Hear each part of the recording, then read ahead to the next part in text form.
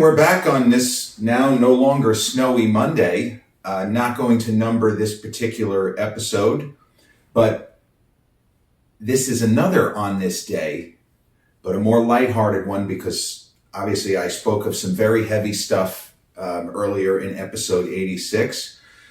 But on this day in 1987, a Gen X standard, Sylvester Stallone's Over the Top, opened in theaters. And it's a terrible movie. I mean, it just as Cobra in its way is awful. I can admit it. I am the biggest fan of the movie Cobra of anyone you'll ever know.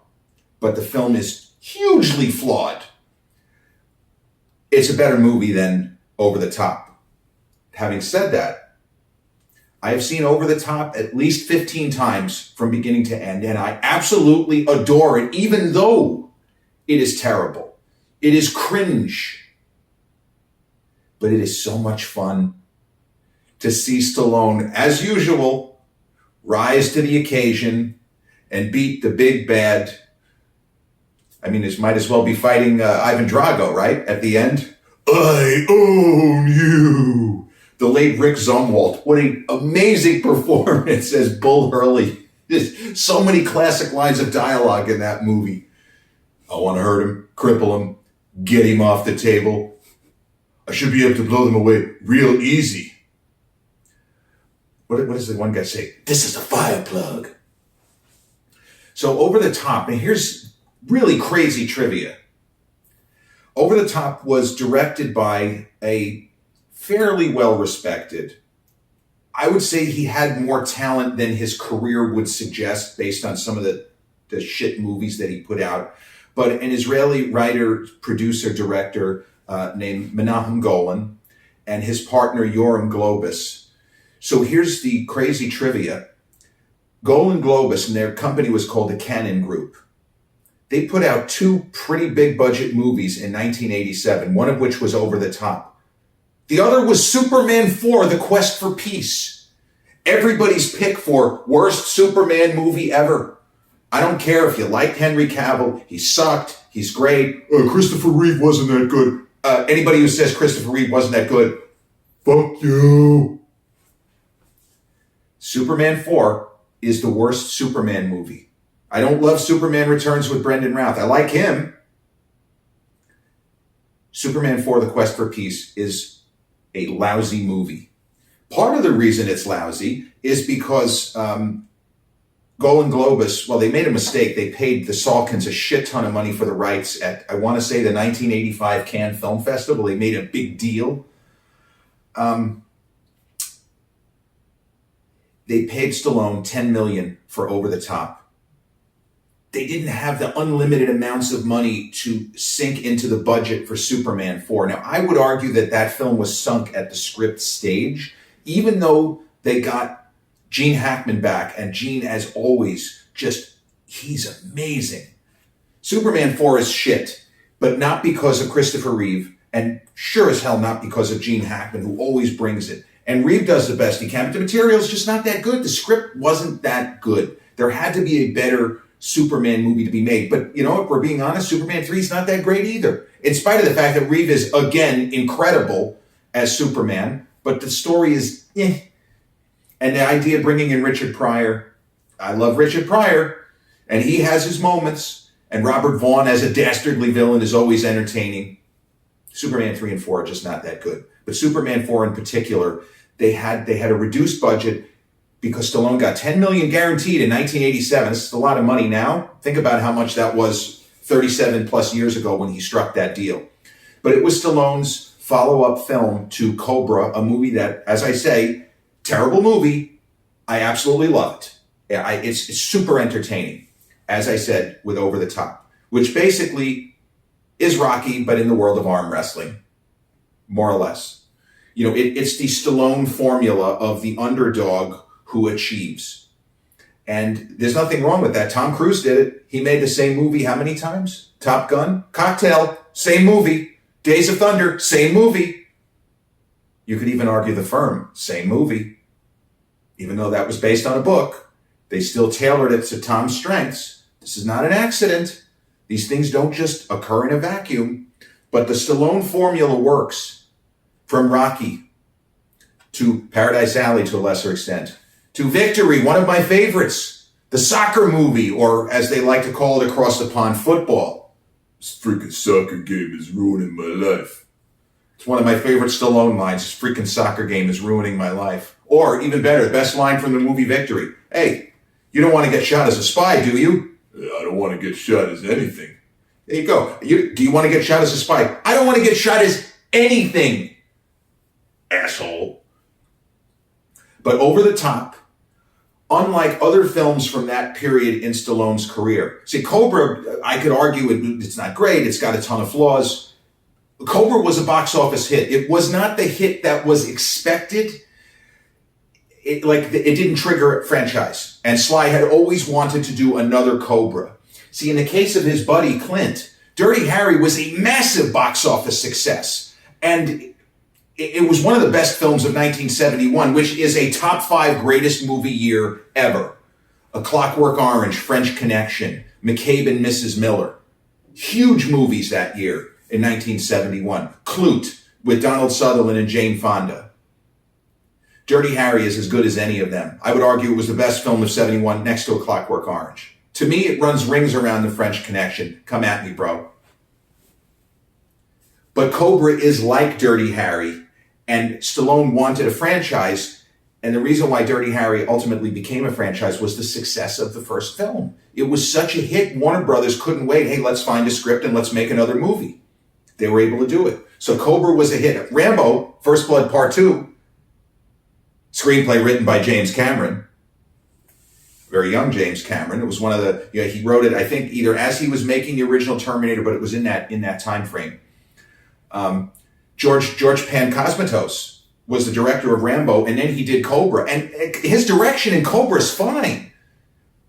It's got a lot of great scenes. It's just the movie is trash.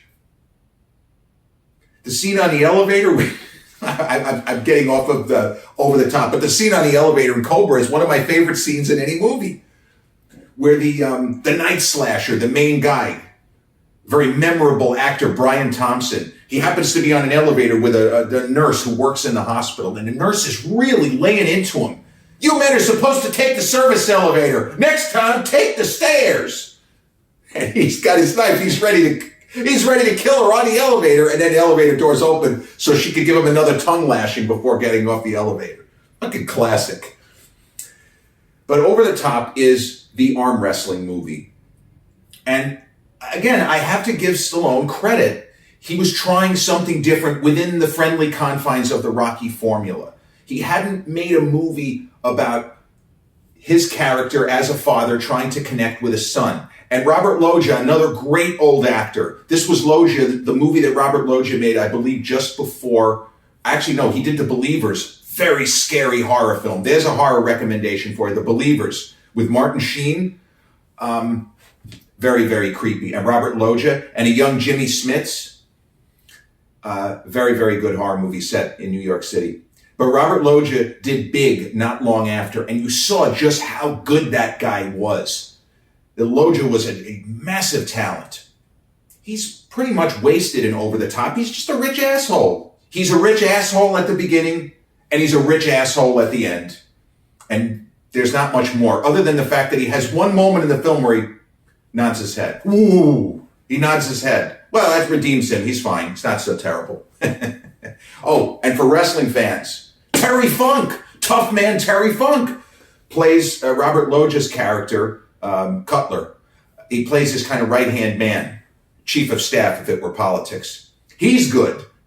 Mr. Cutler is talking to you. Hey, yo, well, I'm through talking. Boom! The actor who played Lincoln Hawk, another fantastic name that Stallone came up with, Lincoln Hawk. The actor who played his son, he wasn't really given much to work with. The kid is like a prep school military cadet. He's just presented as a total brat. And when we talk in movies about thankless roles, Susan Blakely, very good actress. She was a star and had been a star in the 70s and into the 80s. You want to talk about a thankless role? Susan Blakely in the movie Over the Top. That is That is the thankless role to end all thankless roles. I won't say any more. The movie's not good. It follows Stallone as he's trying to connect with his son. His ex-wife, who is, as I say, played by Susan Blakely, wants them to connect, and they really don't have much of a relationship. But she wants them to spend some time together. And Stallone is a trucker who happens to be a fantastic arm wrestler. And for his size, he's a fucking monster arm wrestler. Because Sly was as slender as he would be. Like, he's not even as big as he had been in Rambo First Blood Part 2. He looks leaner and meaner in this movie. He doesn't look much more than 180. And he's going against guys that weigh 250, in some cases, single-digit body fat. And he's fucking ripping their arms off the table. So you could say, well, that couldn't happen. But in the world of the movie, it's presented as believable. Because as we've seen, if you follow certain people on social media, arm wrestling is more than just sheer size. I follow a guy who goes by, his name is Ethan, but he goes by the Arm Wrestling Whisperer. No, the guy's got a good physique. You can tell he's jacked. But he's jacked within normal parameters. He looks like Stallone in this movie. But I've seen this guy, Ethan, take guys that were 3 times his size and just basically rip them off the table. And he does it in a nice way. He seems like a cool guy. He doesn't even really hang on much. And he gives his opponents encouragement. Like, he would be going against Shaquille O'Neal, and Shaq would be pulling. And this arm wrestling whisperer is like, good. You're making me work. That's it. Boom. Put him down. But the story is your basic setup. Stallone tries to connect with his son. He's a whiny brat. But then the kid starts to warm to the dad. And there's strife with the father of Susan Blakely, Sly's character's father-in-law or ex-father-in-law. I don't remember if they're exactly divorced or whether Sly had simply left. It's really not important to the story. But the film shows him as not a bad guy. Made some mistakes as a much younger person, as a young father, absolutely made mistakes. But in his own way, he's somewhat successful. And he is not a bad person. He's somebody who maybe didn't do the right things at various points and now is trying to, and he's not old. He's presented as a guy who's probably still in his 30s. Maybe he's 40. He has time. The son is still young. If he could just get along with the grandpa and his father-in-law, there would not be much drama, and then there wouldn't be a movie if he got along with the father-in-law. But the movie takes the form of a sports film where you have the big game, or in this case, the big event. Chariots of Fire builds to the 1924 Paris Olympics. And a huge chunk of this film takes place at those Olympic Games, which, history tells us were a fantastic Olympic Games. Rounders, another movie that I would consider a sports film. World Series of Poker is telecast on ESPN, which is what? Entertainment Sports Programming Network. Sports film, as far as I'm concerned, climaxes with a big poker match between Matt Damon's Mike McDermott and John Malkovich's Teddy KGB. Mr. Son of a Beach, let's play some cards. Not hungry? Motherfucker, that is it. This movie has the Robert Loggia version of Teddy KGB screaming, motherfucker, that is it, motherfucker. The movie builds towards a showdown, like a Rocky film. It builds towards a showdown between the acknowledged best arm wrestler in the world, as I say, Rick Zumwalt, terrific performer, passed, wasn't very old when he died.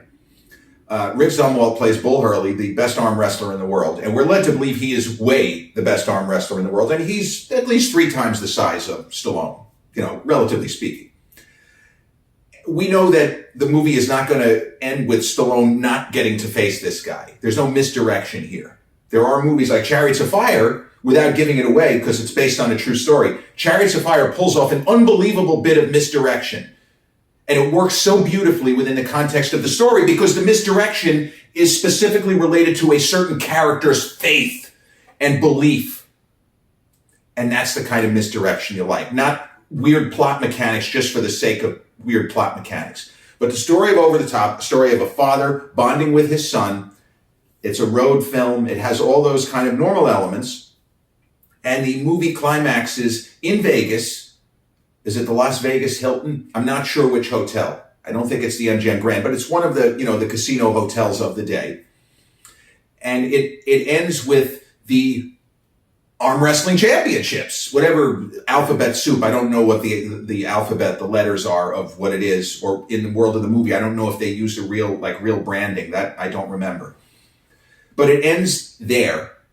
And basically, Stallone's character's back is against the wall because he's done some kind of real shady shit during the movie to try to get the kid back and, some weird stuff. And Robert Loggia keeps trying to get rid of him. He keeps trying to make it easy for him. He said, look, I don't want to fight with you. We've had enough of this shit. Here's a lot of money. Just get the fuck out of my life, please. I'm coming back for the kid. When this is over, I'm coming to get him. It was almost like in Rambo, the way that Sly delivers that line. Johnny, tell us where we are. Tell us where you are. We'll come get you. Murdoch, I'm coming to get you. Same thing. When this is over, I'm coming to get him. So, movie builds to this arm wrestling finals, and Sly has his moments. He has a few easy matches, and Bull Hurley, the villain, even though he's not really the villain, he's an arm wrestler. This guy isn't a serial killer. This is not the Night Slasher and his minions in the movie Cobra. This is a regular guy who is very intimidating. He's an arm wrestler. He's a villain in the world of this story. But in regular life, he's probably not that terrible of a guy. And anybody whose name is Bull Hurley, that's another great name. Stallone is so good at getting these names. Lincoln Hawk, Bull Hurley, Michael Cutler. That's the name of his son. His name is Hawk, meaning Stallone's character. So you see the typical sports movie tropes. And the way that arm wrestling is, you can't have, a 10 minutes like in a boxing movie where you have a long fight, or it could be a few minutes here, a few minutes there, or 15 minutes. It's not really the format for that. But Stallone's character goes through this kind of tournament, and even within the context of the tournament, Robert Loggia, as the ex-father-in-law asshole, is still trying to get rid of him. Please, just go away. At a Clint Eastwood movie, Heartbreak Ridge from a year before, don't go away mad. Just go away.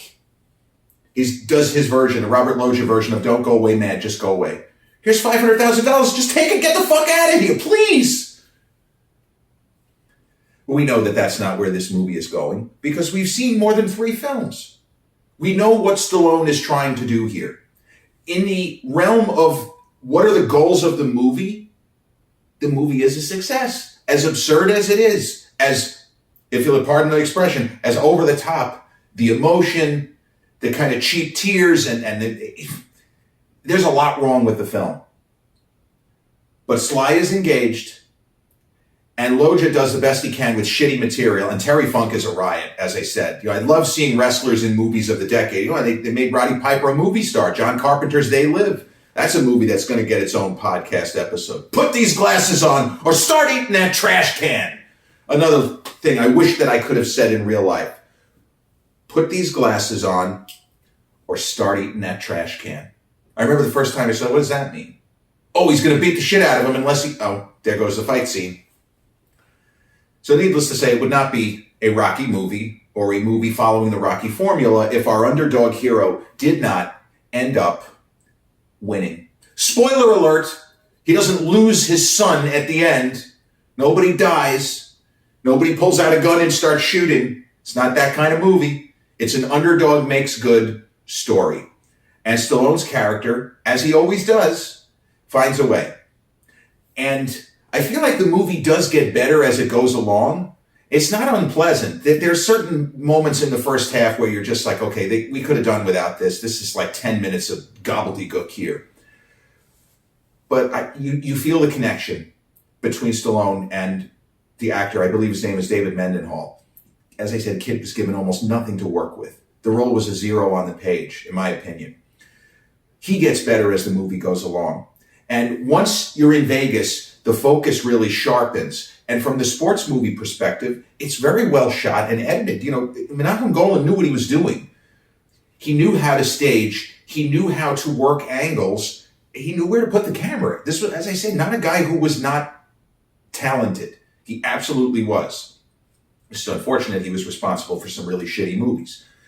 So this movie was always going to be a one-off. I don't remember reading anything about Stallone talking about maybe doing a sequel, like he could take the show on the road and win the world, arm wrestling championship or anything like that. I feel like this was never intended to be a franchise. And there are movies that you don't necessarily think in terms of franchise when you're making it, and they end up being a franchise. And either way, it's fine. As long as people go to see it, and there have been franchises where the movies got progressively worse as they went along, and then there are franchises where that didn't happen. The Nolan trilogy of Batman, many people consider The Dark Knight, the second one, with a big role for an actor I really like, Aaron Eckhart, as Harvey Dent, Two-Face. Heath Ledger, of course. Many people think the second is the best of the Nolan trilogy. I still prefer Batman Begins. But the idea is, in that case, unless Batman Begins bombed, and the level of quality, what Nolan did there was no way it was going to bomb. The plan was that there were always going to be other Batman movies. Stallone wanted to do a follow-up to Cobra. It never happened. Now, he continued working. Stallone worked like the Dickens. He is somebody, and if you've seen him, and I watched a recent documentary on him on Netflix called Sly. It's good. It's not great. It doesn't go nearly as deep as the Arnold Schwarzenegger docu, where Arnold was ready to do, warts and all, yes, I've achieved a lot, but I've also fucked up repeatedly. I'll take the heat.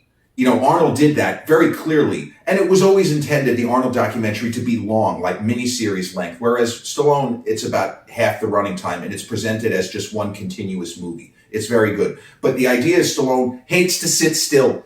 He doesn't like idle time. It's one of the reasons why when COVID was going on, and, especially with him, with his age, and he was trying to stay healthy and keep everybody close to him, doing well, he went back into the editing room and he retooled Rocky IV. It's something he always had thought about, but my perception is he is so restless, he couldn't stand doing nothing as the movie business kind of shut down temporarily. So he went and he edited Rocky IV. To his credit, I don't know that necessarily the so-called Stallone cut, Rocky versus Drago, is it better? It's different. I don't know that it's better. They're both great. Those movies are I'm not going to say are bad. They're overblown and absurd and cartoony, but very successful on their own terms. I like all the Rocky movies, even Rocky V. And the reason why I think Rocky V now plays better than it did when it was released was kind of a disappointment. There's 3 years after Over the Top, for perspective, is because it sets up that Rocky Balboa is not filthy rich. And I feel like that made the Rocky Balboa movie from 2006, and it made the Creed movies work better. That, yes, Rocky is super highly respected by so many different people around the world, but he doesn't have $100 million in the bank. He's running a restaurant. He has money. He can make money from doing appearances if he so chooses, but he is not. He's not the Rocky that we got to see in Rocky III and Rocky IV, who is living a very, very good life, aside from the fact that his chosen profession has his head getting, punched 300 times in a fight, suffering brain damage at the hands of the Russian Ivan Drago. But specifically, the Stallone of the 80s, he worked so much. He tried a comedy with the movie Rhinestone with Dolly Parton. Great idea, but it's not good. Did we really need Stallone to be a country singer? Again, he was almost like he was taken after his buddy Clint, because Clint made the movie Honky Tonk Man. And it's okay, but I feel as if Sly thought, I like it, but I think we can do it better. Didn't work out. Everybody will say, no, Honky Tonk Man is a better movie than Rhinestone. But Sly kept working. I think that his follow-up to Over the Top, he did Rambo 3, which was a very difficult production. And in 1989, he made, to kind of close the decade before Sly tried to, kind of reinvent himself as comic actor, which didn't really work. But he made 2 movies in 1989 that I thought both of them were very good, but neither one really was that big of a hit at the box office. He did Lock Up in 89 with a very, very strong Donald Sutherland in the role of a villain. He's a warden, like a corrupt warden on the order of Shawshank, but in a different way corrupt. Sutherland is incredible in that film. He's worth the price of admission. You could say Lock Up, all right, it has its moments, Sly. The movie is worth it just for Donald Sutherland. He plays a character named Drumgool, another fantastic name. Just to hear Stallone say, Drumgool, terrific. But it was not really a hit. And that was a movie that had expectation that this should be a hit. It's right in Stallone's wheelhouse. Didn't really set fire to the box office. And the other movie he made is another film I really like. And I don't say I like, but it's a terrible movie. No. Tango and Cash with Kurt Russell and Terry Hatcher and Juliette Lewis's dad, Jeffrey Lewis, who also worked with Clint Eastwood. These things are not coincidences. We follow people we look up to. And Jeffrey Lewis was one of Clint Eastwood's favorite actors to work with. He worked with him in Thunderbolt and Lightfoot. He worked with him in the Any Which Way But Loose movies. And Stallone wanted him to play the police chief in Tango and Cash, and he's terrific. Jeffrey Lewis never was not terrific. He was just an actor that when you saw him on screen, you smiled. Hey, look who it is. I don't remember his name, but I like that guy. Jeffrey Lewis in a nutshell. I like that guy. So Tango and Cash had a hysterically funny Jack Palance. For the second time in the same year, he plays the villain in Batman. Well, the first villain. The one that Jack, when Jack gets fucked up, gets rid of him. You set me up over a woman. A woman! Jack, you're my number one guy. Palance plays the same kind of crime boss that he played in Batman in Tango and Cash. If it's not Cash, it's Tango. If it's not Tango, it's Cash. He's hilarious. I feel like his performance, the kind of ridiculous, cartoony aspect of what he does, it works just as well, even though Tango and Cash is a preposterous action film. Batman is a comic book movie. But both performances by Palance. Yves Perret, that's the name of the character he plays in Tango and Cash. And I'll never forget, the late, great Roger Ebert, my favorite film critic ever, in his review of Tango and Cash, he didn't like the movie. He said, no actor has ever looked less like an Yves Perret than Jack Palance. But you know what? Jack Palance also played Fidel Castro in a movie. I would say that was not really good casting. But what are you going to do? That's all history. But Tango and Cash is, to me, a terrifically entertaining, exciting buddy film. And I love Kurt Russell's performance in that film. I feel like he outshines Stallone in that particular movie because they did something a little different. Because Russell, although he had kind of played a little bit of kind of a slob in Big Trouble in Little China and Overboard with Goldie, who he's still with. I just saw them on social media yesterday. Their dog was in a Budweiser commercial. It was hysterical.